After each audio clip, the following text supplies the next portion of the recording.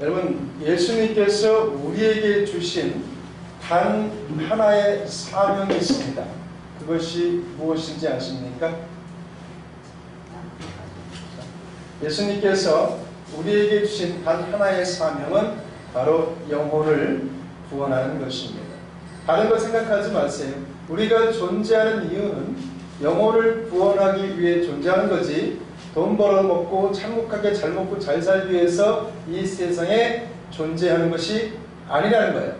우리가 그 사실을 깨달아야만 삶 속에서 자유함을 얻을 수 있고 또한 기쁨을 누리게 될 줄 믿습니다. 우리에게 주어진 단 하나의 사명, 영혼 구원. 그래서 그 영혼 구원 안에는 내 영혼 구원도 포함이 되는 겁니다. 그래서 여러분이 오늘 그 내 영혼을 구원하고자 이 자리 가운데 나온 줄 믿습니다. 이런 말이 있죠. 한 영혼도 구원하지 못하면 하나님 나라에서 상급이 없다라는 말이 있습니다. 맞는 말입니다. 그 한 영혼도라는 말이 누구를 가리키냐면 바로 나를 가리키는 겁니다. 내 자신을 가리키는 거고 내 영혼을 가리키는 겁니다. 내 영혼이 구원받지 못하면 당연히 하나님 나라에 갈 수 없지요. 그리고 상급을 받을 수가 없는 것입니다.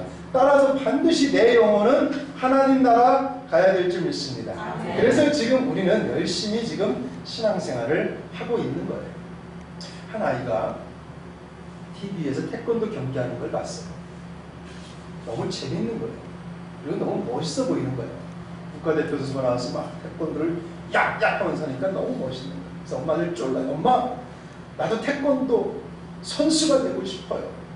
나도 태권도 학원에 보내주세요. 엄마를 쫄고 쫄라서 드디어 태권도 학원에 등록을 했어요. 신났습니다. 태권도복을 받았어요. 야, 기분이 너무 좋아요. 그 다음날 아침이 기다려지는 거죠. 그래서 일찍 아침에 태권도복을 입고 학원 버스를 차를 타고 태권도 학원에 갔습니다. 자, 그렇다면 그 어린 친구가 태권도복을 입었다고 해서 국가대표가 된 겁니까? 아니죠. 그때부터 시작이에요. 보통은. 네. 그때부터 그 아이는 고통의 훈련을 거쳐야 되는 거예요. 아차 싶겠지요. 야, 이게 이렇게 힘든 거였어? 눈물을 흘리면서 훈련에 참여해야 됩니다. 그냥 도복만 입었다고 해서 태권도 선수가 되는 것이 아니에요. 우리들이 교회를 다닙니다. 그리고 우린 모두 다 교인의 옷을 입었습니다. 교인의 옷을 입었다고 해서 우리가 다 천국 갑니까? 그렇지 않아요. 이제 교회 다니면서 신앙생활 시작하면서 이 교인의 옷을 입는 그 순간부터 이제부터 시작이에요. 고통이, 눈물이, 아픔이, 인내가, 절망감이 이제 이 신앙생활을 시작하면서부터 시작되어지는 거예요. 교인의 옷을 입으면서부터 시작되어지는 거예요. 너무 훈련이 힘들어요. 그냥 다 팽개치고 도망가고 싶을 때가 있어요. 내가 왜 지금 미쳤나? 이 주일날 이러고 있어야지. 이런 생각이 들 때도 있어요. 그래서 또 열심히 교회 다녀요. 근데 또 외로움이 몰려올 때도 있습니다. 뜻하지 않게 사람들한테 오해받을 때 있고 억울한 일을 당할 때도 있어요. 아니 이 옷을 벗어버리고 싶을 때가 있죠. 그렇지 않겠습니까? 어린아이가 태권도 선수가 되겠다고 멋모르고 들어왔다가 도복 입고 관장님한테 기합받고 이리 외치고 저리 외치고 좋아 터지고 할 때 에이씨 엄마 안 해요! 벗어버리고 싶을 때가 얼마나 많이 솟구치겠어요. 아무나 되는 게 아니잖아요. 그걸 견뎌야만 그 옷이 그 유치원 땅땡땡 유치원 태권도 학원 그 옷이 국가대표 옷으로 바뀌는 거예요. 참고 견뎌요. 그렇지 않겠습니까? 중간에 포기해버리면 걔는 아무것도 안 돼요. 그냥 옛날에 나 태권도 학원 다녔어 라는 말밖에 할 수가 없어요. 우리도 마찬가지. 우리도 지금 교회 생활하고 있지 않습니까? 누구나 다 지금 교인의 옷을 입었지 않습니까? 근데 중간에 포기해버린다. 그럼 어떻게 되겠어요? 아무것도 안 되는 거예요. 네. 우리가 열심히 신앙생활해서 교인의 옷을 입고 다니면서 신앙생활 해가지고 멋모르고 다니면서 이것도 참고 저것도 참고 이렇게도 참고 저렇게도 참으면서 시키는 대로 순종할 때 이 교인의 옷을 확 벗어버리고 그리스도의 옷을 입게 되는 줄 믿습니다. 여러분 땀은 정직한 거예요. 흘린 만큼 결실을 맺게 되어 있는 것이 훈련의 대가입니다. 여러분, 좋은 선수는 항상 몸에서 땀 냄새가 나요. 신앙생활 열심히 잘하시는 분들은 몸에서 예수님의 냄새가 납니다. 14절 말씀을 한번 같이 보겠습니다. 항상 우리를 그리스도 안에서 이기게 하시고 우리로 말미암아 각 처에서 그리스도를 아는 냄새를 나타내시는 하나님께 감사하노라. 어떤 사람 옆에 가면 아주 고약한 냄새가 나요. 근데 어떤 사람 옆에 가면 아주 향기가 나요. 똑같은 성도인데 어떤 성도를 만나서 대화를 나누면 아주 마음이 편안해져요. 구절이 할 얘기 못할 얘기 다 하면서 왠지 모르게 편안해진 느낌, 예전부터 만났던 그런 느낌을 받아요. 근데 어떤 성도는 불편합니다. 어려워요. 말 몇 마디 나누고 나면 불편해서 빨리 헤어지고 싶은 그런 생각이 드는 성도가 있습니다. 똑같이 하나님의 자녀들 아니겠어요? 똑같이 교회 생활하고 있어요. 신앙생활하고 있고 똑같이 교인의 옷을 입고 있습니다. 이제 그리스도인의 옷을 입기 위해서 달려가고 있는 중에 있어요. 근데 왜 이런 차이가 날까? 어떤 성도는 마음을 편안하게 해주는 성도가 있는 반면에 어떤 성도는 만나면 만나서 마음이 불편한 성도가 있다는 거예요. 왜 그럴까요? 여러분, 불편한 마음을 가지게 하는 성도는 자기 자신을 깨트리지 않았기 때문에 그래요. 자기 자신을 깨트리지 않았기 때문에 상대방에게 불편한 마음을 주는 거예요. 마가복음 14장 3절에 보면 한 여인이 향이 옥합을 가져와요. 예수님 앞에 가서 탁 깨트려요. 깨트리고 예수님의 머리에 붓습니다. 상상해 보세요. 그 순간 그 옥합 속에 있던 그 향유의 냄새가 혼돈 퍼졌을 거 아니겠습니까? 만약에 이 여인이 향유의 옥합을 가지고 와서 깨트리지 않고 예수님 앞에 발밑에 놔뒀다면 그 향기가 집안을 채웠겠습니까? 깨트렸기 때문에 그 귀한 향기의 냄새가 온 집안을 진동시켰다는 것입니다. 우리도 마찬가지입니다. 여러분도 신앙생활하고 교인의 옷에서 그리스도인의 옷으로 갈아입기 원하신다고 하면 예수님 앞에서 자기 자신을 깨트려야 됩니다. 아멘. 깨트릴 때 향유의 그 냄새가 진동하게 되는 줄 믿습니다. 깨트리지 않으면 소용없어요. 따라서 신앙생활하면서 자존심, 명예, 자기 자신이 가진 그 부귀, 자존 이런 거 다 버려야 됩니다. 예수님 앞에 왔으면 신앙생활하면 거룩한 척 빼버려야 됩니다. 자기가 어떤 사람인지 사회적 지위, 타이틀 띄워버려야 됩니다. 아무리 이 세상에서 높은 직급을 가지고 있고 부를 가지고 있다 할지라도 하나님만 하겠습니까? 그 직위가 예수님만 하겠습니까? 건방진 겁니다.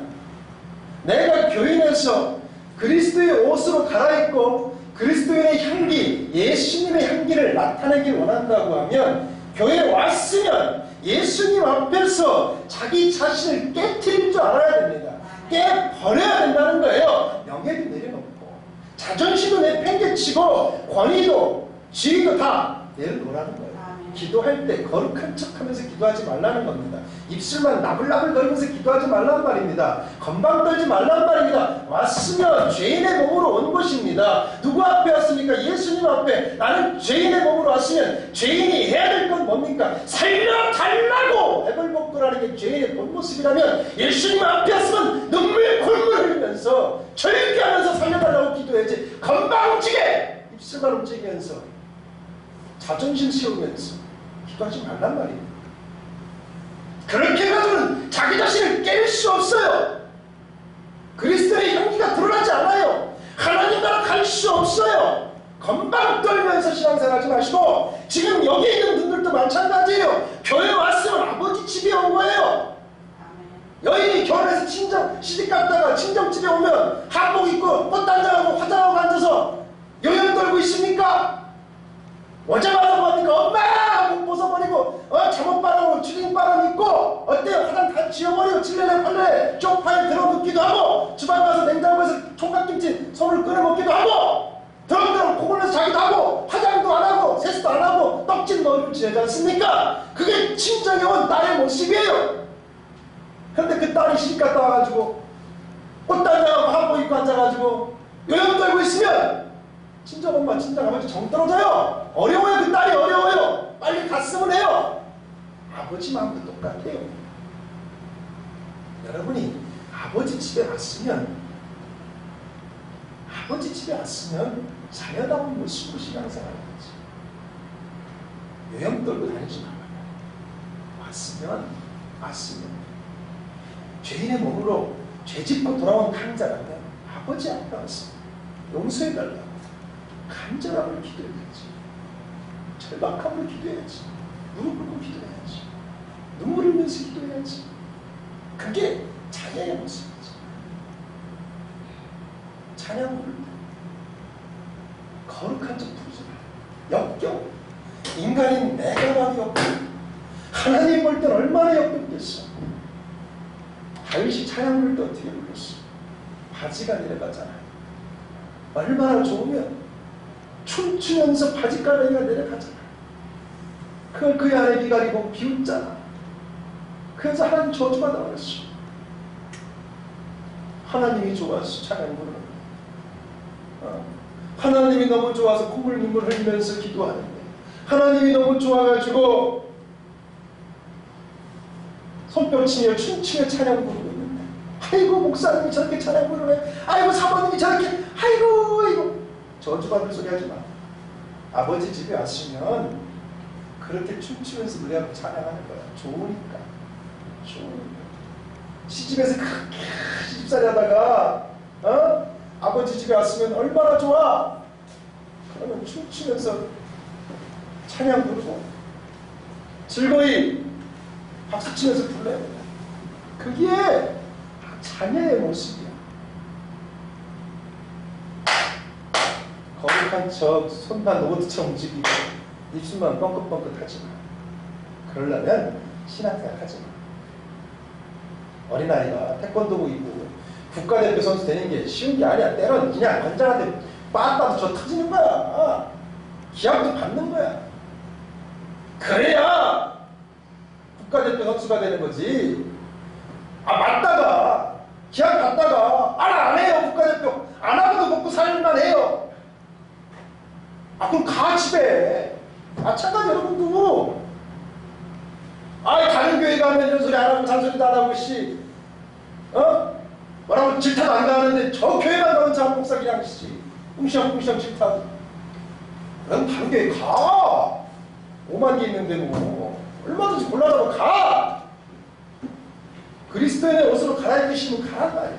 그러나 여러분이 소식교회에 와서 교인의 옷을 벗어버리고 그리스도인의 옷으로 입고 거듭나기를 원한다고 하면 이제부터는 기도할 때 눈물 콧물 흘려서 기도하고 죄인의 모습으로 기도하고 찬양 부를 때 춤추면서 기도하란 말이에요. 여러분 운동선수가 운동하는 중간에 거울 보는 거 봤어요?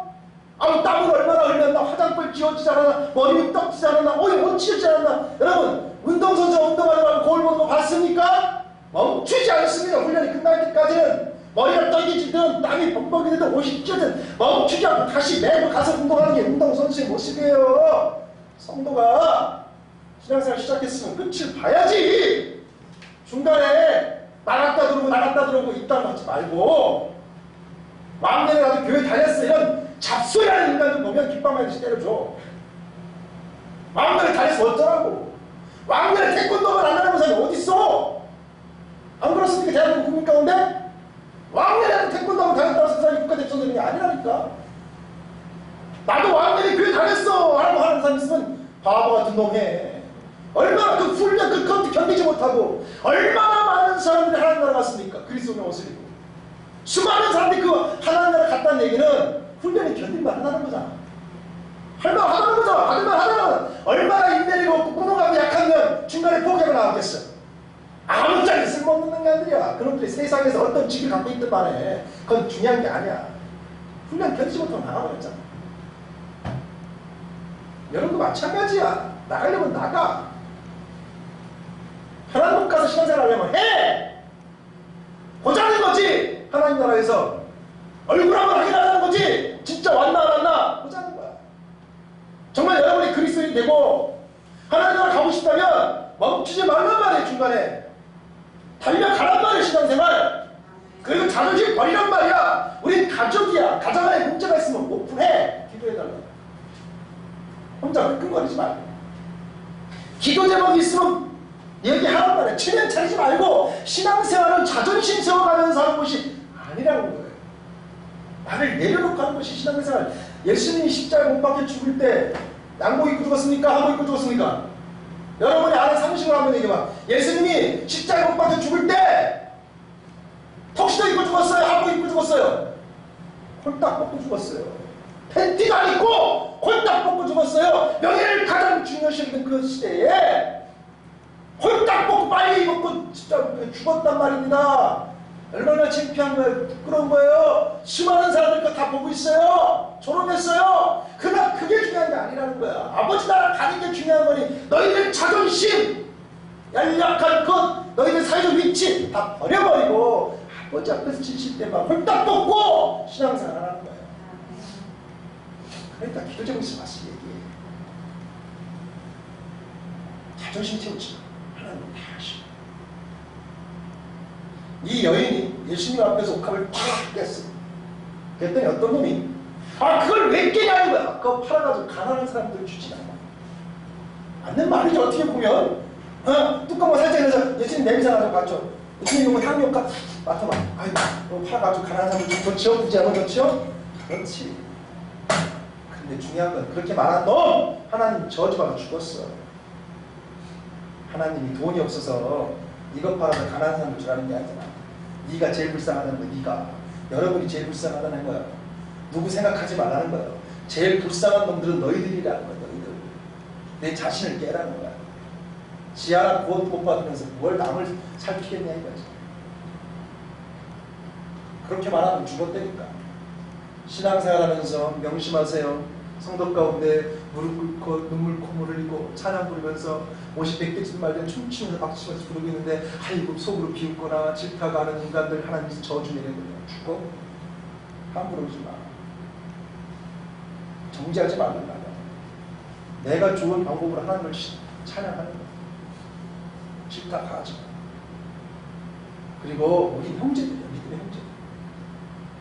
하나님께서 믿음의 형제자매들을 모아주셨어. 힘들면 힘들다고 얘기해. 도움이 필요하면 도움이 필요하다고 얘기해. 배고프면 배고프다고 해. 배고프면 배고프다고 해. 아프면 아프다고 해. 끙끙거리지 마.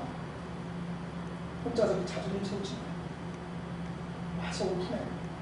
인간한테 하는 게 아니야. 하나님한테 하는 거야. 예수님께서 못 고친 병이 있어요? 여러분 예수님께서 못 고친 병 보셨어요? 이스라엘 민족은 웃는 병을 아무도 못 고친다고 했어. 왜? 하나님이 내는 저주기 때문에 하나님만 고칠 수 있다고 생각해서 웃는 병. 예수님이 웃는 병자 몇 명 고쳤어? 집단적 10명 묻혔잖아. 그러니까 유대인들이 깜짝 놀랄까요? 하나님만 고칠 수 있는 병을 예수님이 고칠까? 뒤집어지는 거 아니에요. 예수님이 못 고치는 병이 없잖아. 여러분에게 속한 문제들 예수님이 다 해결해 주신 줄 믿습니다. 와서 얘기해. 우린 빼밀리야. 뭐 옆에 봐봐. 우린 빼밀리야. 왜? 나는 원래 안 닮아서? 안 닮은 것 같아? 그 빼밀리가 유전자 검사 한번 해봐? 하나님 나라서 해봐. 우리 다 빼밀리야. 빼밀리. 가족끼리 농사하는 거야. 근데 그거 다 얘기야. 그게 가족이야. 우린 하나님께서 가족 공동체를 모아주신 거야. 믿으십니까? 네. 이제 숨기지 마. 힘들면 힘들다. 할 말 있습니다. 그것이 참. 요즘 제가 사모님이랑 운동을 해요. 여러분 봐도 홀쭉이지 않았습니까? 웃지 마라. 허리 40에서 38로 줄이나 하라고. 홀쭉해졌어요. 이게 장기잖아 이게 벌써. 사모님하고 매일 저녁에 하루에 1시간씩 안양천을 걸어요. 매일 식초물 한 잔씩 마시고 걸어요. 어떤 데는 피곤해서 가고 싶지 않아. 짜증나서 안 가고 싶어. 그럼 혼나. 빨리 가자고 막 혼내고. 이제 무섭건 이런 몰라서 그렇지. 가요. 근데 나가면 좋아. 처음에 나가기 힘들어서 그렇죠. 나가서 걸으면 날파리 쫓아가면서 걷잖아요. 이런저런 얘기도 하고 성도를 뒷담화 치기 정말 좋은 데가 거기야. 듣는 사람이 없습니다. 가요. 또 때로 나 먼저 가요. 가면서 기도도 해요. 막 가요. 가다가 설교 또 묵상해요. 그러다 또 사모님 기다려요. 또 같이 가요. 여러분, 운동선수들이 금메달 따기 위해서는 함께 모입니다. 혼자 연습하지 않아요. 같이 모여서 선수들이 모여서 함께 연습합니다. 의지합니다. 힘들면 서로 격려하고 도와주고, 울 땐 같이 울고, 호치 뒷담화 칠 땐 또 같이 모여서 뒷담화도 치기도 하고, 파이팅도 하기도 하고, 같이 모여서 올려합니다. 이걸 우리 동역자라고 합니다. 13절 말씀을 보겠습니다. 시작. 내가 내 자기의 기도를 만나지 못함으로 내 신령이 변하지 못하여 그를 찾아가고 말이 없냐고 하노라. 내가 내 형제 기도를 만나지 못함으로 내 신령이 변하지 못했다. 여러분, 사도 바울이 10,000km를 걸었어요. 전도예요. 10,000km. 엄청난 거리입니다. 10,000km를 걸었어요.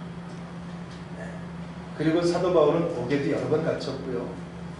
아주 돌에 맞아 죽을 뻔도 했고 태형도 맞아보기도 하고 엄청난 고통을 당했던 게 사도 바울이에요.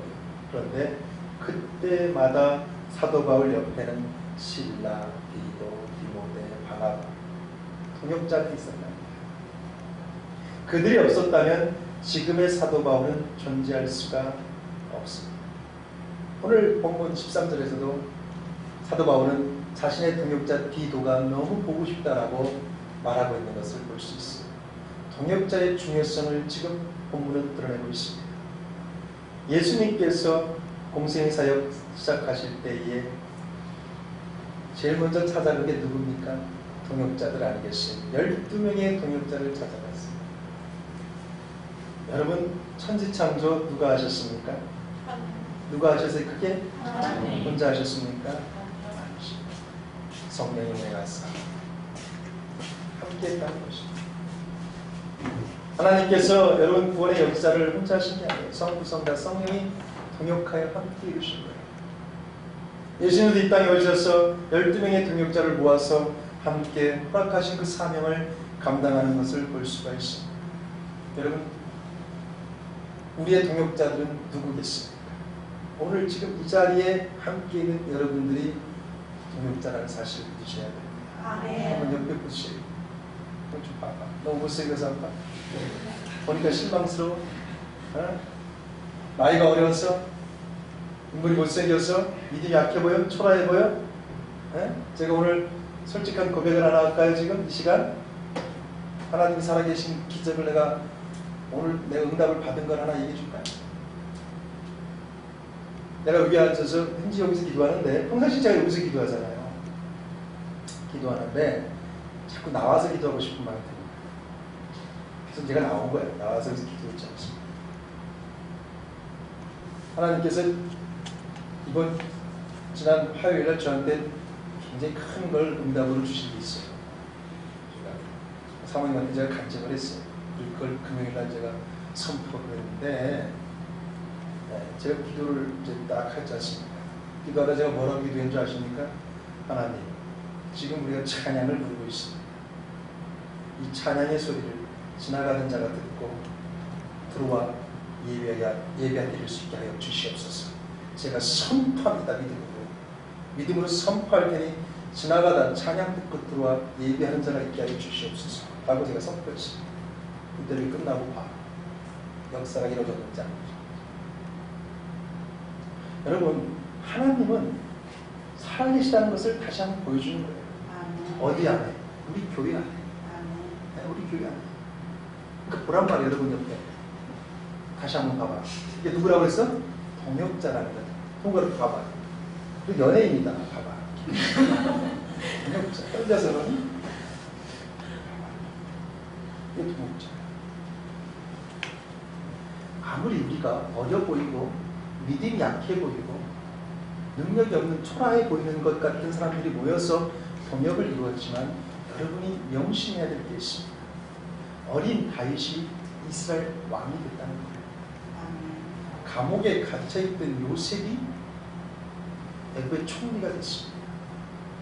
포로로 끌려갔던 다니엘이 바벨론의 왕들을 주물렀습니다. 어부 베드로가 사도가 됐어요. 누구 한 사람 잘난 사람이 없습니다. 하나님께서 들어쓴 인간들 치고 누구 한 사람 잘난 사람이 없습니다. 다 연약하고 나약했다는 것입니다. 높은 직급을 갖고 있고 똑똑한 놈 하나님이 쓰실 때는 바닥으로 떨어뜨립니다. 그 자리에서 쓰시지 않고 밑으로 떨어뜨립니다. 추락시켜서 감옥에 보내든가 포로로 내보내든가 해서 그들이 바닥에 추락했을 때 그들을 사용하십니다. 여러분이 얼마나 많은 축복을 받았는지 지금 옆에 있는 분들 보시면 알 수 있는 거예요. 잘난 게 뭐가 있습니까? 아무것도 없는 아주 부족하고 나약하고 믿음이라고는 찾아볼래야 찾아보기도 어려운 현미경을 끼고 봐야 될 그런 초라한 존재들이 바로 우리들 아니겠습니까? 그 얘기는 뭐예요? 이제 하나님께서 우리를 쓰실 때가 됐다는 것입니다. 그걸 저를 보세요. AP반 신대원 다닐 때 AP반 160명 가운데 전교 꼴등하던 나요. 내가 이 자리에 서 있어요. 하나님은 나를 들었어요. 용환이가 지아빠보다 나를 더 좋아해. 하나님은 말이죠. 그런 거예요. 이제 그래서 저는 우리 서울교회 안에 왜 소망이 흘러넘치는 교회로, 다 우리 교회에서 왜 소망이 흘러넘치는 교회로 그 이름을 바꾸라 하였는지 전 깨달아요. 잘난 인간들이 하나도 없습니다. 못난 인간들만 모였습니다. 하나님이 기적을 만들기에 너무 좋은 재료들이 모여있습니다. 그것도 한두 명이 꽉 찼잖아. 그러니 얼마나 기적이 일어났습니다. 얼마나 기적이 일어났어요. 머리 가르마가 어떻게 생겼고 머리에 석회가 있는지 이가 있는지 비듬이도 다 보이는 난쟁이 똥자로 반바지만한 여자가 우리 교회 지키면서 여러분 다 먹여 살리잖아. 키가 170 미스코리아 와서 여러분 밥 해주는 게 아니잖아. 정말 나약한 인간이 우리 교회 안에서 여러분을 섬기잖아요. 기적은 그렇게 시작돼요. 우리들이 이 지역을 바꿀 것이고 이 지역을 변화시킬 겁니다. 기적은 우리부터 시작돼요. 우리를 통해서 역사된다는 거예요. 왜? 이제 우리는 너무나 하나님 보실 때는 너무 좋은 재료예요. 뭐든 만들면 돼요. 그 사실을 여러분이 좀 믿고 옆에 계신 동역자들을 좀 더 사랑하는 눈빛으로 다시 한번 바라봐 주셨으면 좋겠어요. 한번 보세요. 뭔가 봐봐. 그런 거죠. 제가 가끔 친구들을 만나면 예수님 이야기를 합니다. 그럼 어떤 친구는요, 아주 그 이야기를 귀담아 듣는 친구가 있어요. 귀담아 듣지만 안 믿어요. 그래도 들어줘요. 근데 어떤 친구는 야 목사 순리하다 이런 친구가 있어요. 그럼 또 따라주면서 제가 얘기를 해요. 그럼 거부해요. 15절 16절 우리 한번 같이 읽겠습니다. 시작. 하나님 앞에서 그리스도의 하나님이 이 사람에게는 사망으로부터 사망이 되었으며 저 사람에게는 생명으로부터 생명이 되었으며 여러분, 하나님의 자녀로 산다는 것이 쉽지 않아요. 왜 어렵습니까? 솔직히 말해서 하나님의 자녀로 사는 것, 이 교회 다니면서 정해진 그 규칙과 지켜야 될 그 법도를 지키는 것 때문에 하나님의 자녀로 사는 것이 어려운 게 아니에요. 진짜 어려운 것은 하나님을 믿지 않은 사람들과의 만남에서 어려워요.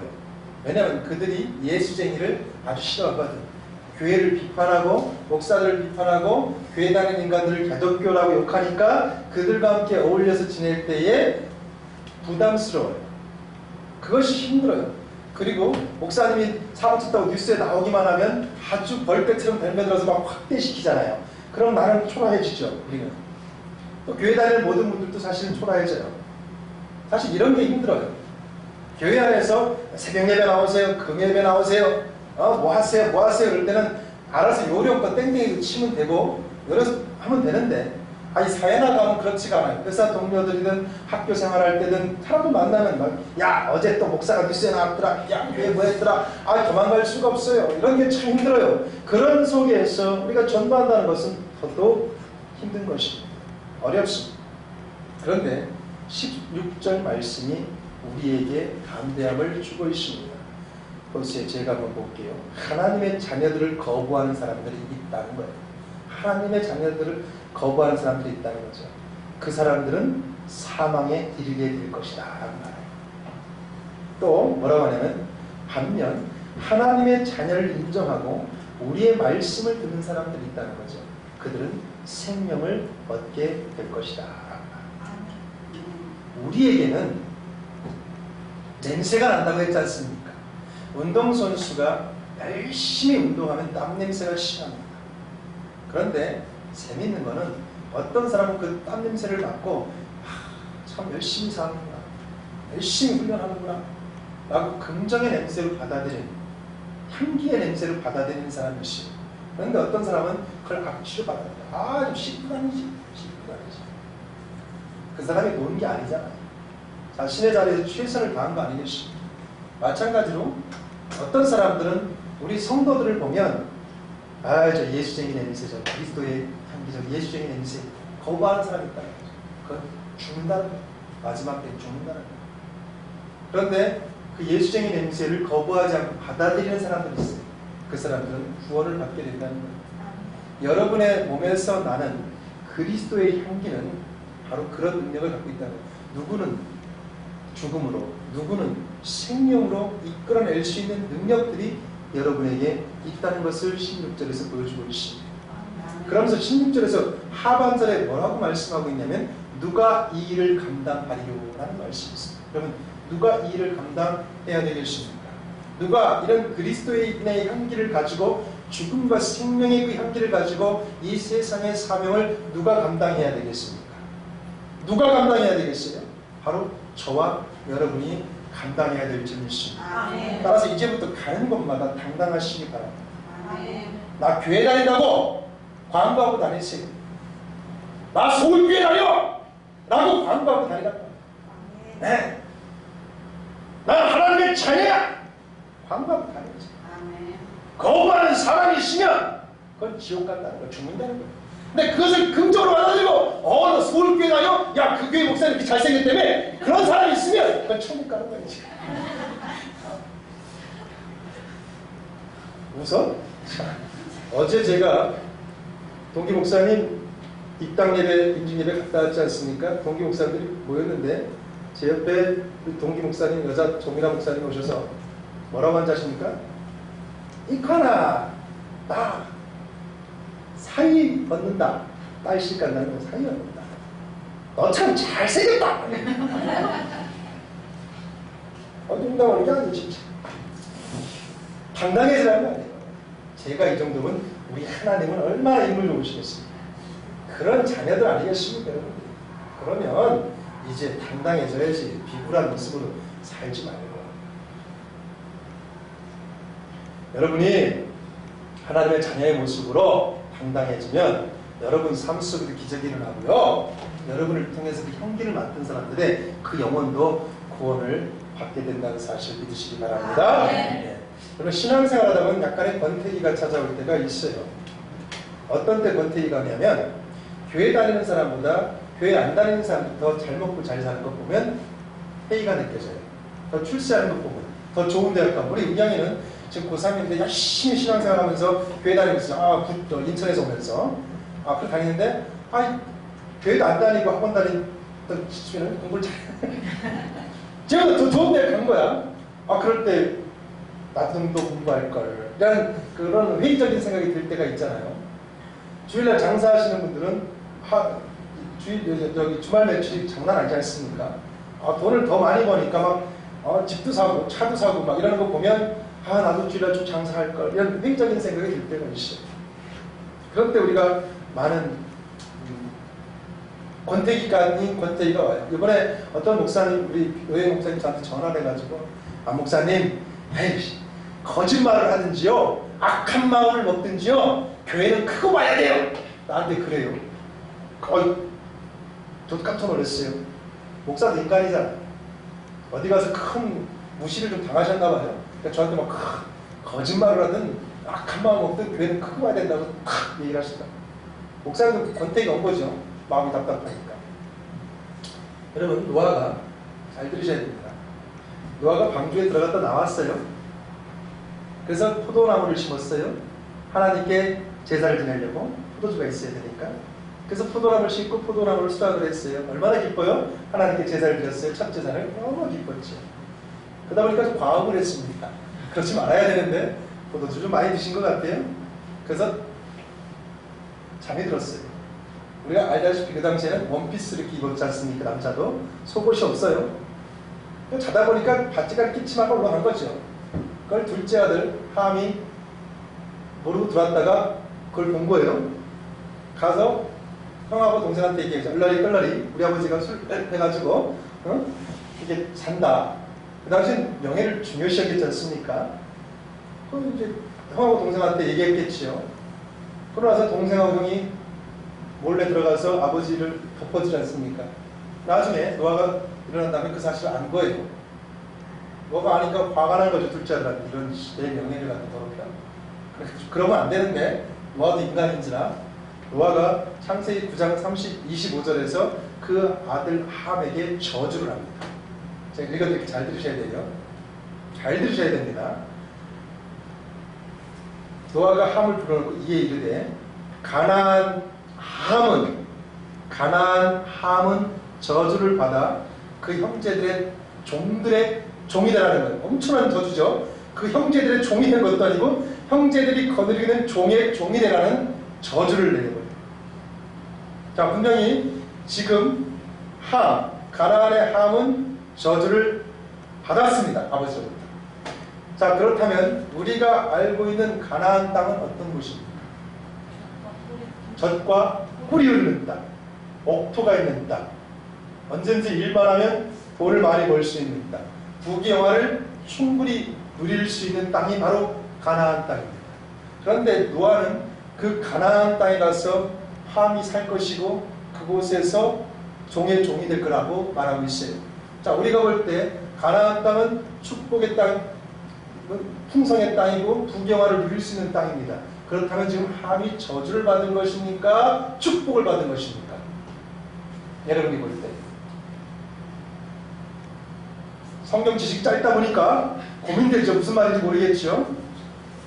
마지막 때에 이스라엘 민족이 430년간 애굽에 종살이하다 40년 출애굽해가지고 들어간 땅이 어느 땅입니까? 가나안 땅. 마지막에 가나안 땅을 누가 차지합니까?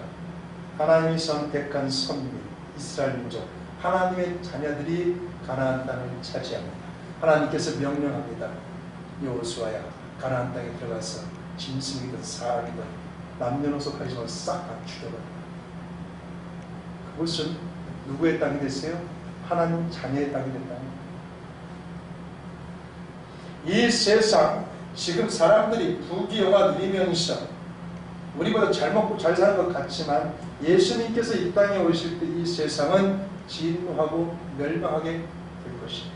그들이 가진 모든 것들은 다 빼앗기게 될 것입니다. 하나님의 자녀들이 다 차지하게 될 거라는 사실을 여러분이 믿으셔야 됩니다. 이건 성경에서 이미 약속하고 계신 말씀입니다. 그래서 요한계시록 22장 7절에 뭐라고 하셨냐면 보라 내가 속히 오리니 이 두루마리 하나님 말씀의 모든 예언들이 다 이루어질 것이고 그 말씀을 지키는 자들은 복이 있다라고 말씀하셨답니다. 따라서 여러분들이 볼 때 그것이 좋아 보이고 멋있어 보이고 축복의 땅 같았지만 그래서 못이 그곳으로 갔지만 소돔과 고모라 유황불에 저주받아 소멸됐습니다.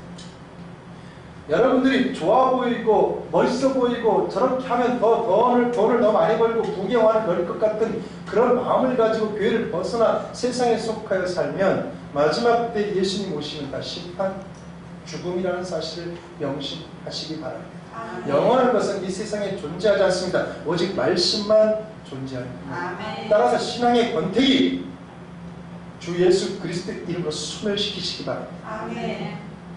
성도라면 이제 그리스도인의 옷을 입고 끝까지 끝을 바라보지 말고 교회 안에서 마지막 승리의 차를 향해 달려가는 여러분들이 되었으면 좋겠습니다. 힘들 때 어려울 때 옆에 있는 사람을 바라봐. 나의 동역자. 그들을 더욱더 사랑하시고 그렇게 가시길 바랍니다. 마지막으로 17절 말씀을 한번 다 같이 한번 읽겠습니다. 시작. 우리는 수많은 사람들처럼 하나님의 말씀을 혼잡하게 하지 아니하고 곧 순전함으로 하나님께 받은 것 같이 하나님 앞에서와 그리스도 안에서 말한다. 진리만 선포하라는 거예요. 누가 뭐라든지 간에 여러분은 오직 그리스도인의 옷을 입고 진리만 선포하면 여러분에게서 그리스도인의 향기, 예술쟁이의 향기가 날 것이고 여러분을 통해서 죽은 영혼들이 살아나는 기적이 일어날 줄 믿습니다. 그 주인공이 여러분과 제가 되길 원합니다. 하나님 아버지 감사합니다.